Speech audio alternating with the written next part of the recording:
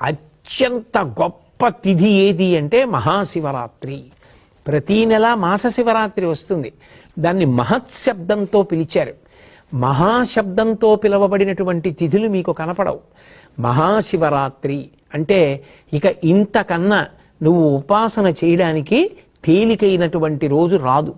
అందుకే ఆ రోజు మీరు తెలిసి చెయ్యండి, తెలియక చెయ్యండి, కొన్ని కోట్ల రెట్ల ఫలితాన్ని భగవంతుడు అనుగ్రహించేస్తాడు. ఏదో ఎవరో శివరాత్రి ఏదో భగవంతుడి దగ్గరికి ఎడదాం ఇవన్నీ ఆలోచించలేదు. ఆయన ఆవు కట్టుకొయ్యి నుంచి పలుపు తప్పించుకు పరిగెత్తింది. ఆయన ఆవు కోసం పరిగెత్తాడు.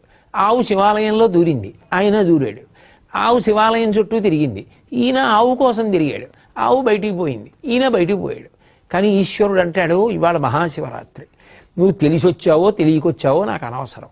ఆవు కోసం వచ్చావో దూడ కోసం వచ్చావో నా చుట్టూ తిరిగావు కదా, నువ్వు ఇవాళ చేసిన ప్రదక్షిణాన్ని కోట్లతో హెచ్చించి నీకు ఫలితాన్ని ఇస్తున్నానంటాడు.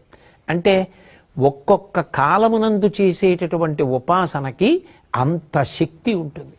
అయినప్పుడు ఇంత గొప్ప తిథి మనకి దగ్గరలో ఉన్నప్పుడు మనం దాని గురించి తెలుసుకుని సమాయత్తమై మనకి శరీరం ఎంతవరకు అనుమతిస్తే అంతవరకు, ఆరోగ్యం ఎంతవరకు అనుమతిస్తే అంతవరకు, మరీ ఛాందసత్వానికి పోకుండా, శక్తి ఉన్నప్పుడు చెయ్యగలిగినది విడిచిపెట్టకుండా సమతౌల్యాన్ని పాటిస్తూ మనసుని భగవంతుని యందు పెట్టడం అన్నది ప్రధానం చేసుకొని ఇంద్రియములతో కలిపి మనసుని మార్చి మార్చి భగవంతుని యందు పెట్టి ఆయన చేసిన ఉపకారములను స్మరించి మనం భగవంతుని యందు చేరిపోవడానికి నరజన్మ అనేటటువంటిది అత్యంత ప్రధానమైనది. కాబట్టి సద్వినియోగం చేసుకోవడానికి అపూర్వమైనటువంటి రోజు ఈ మహాశివరాత్రి.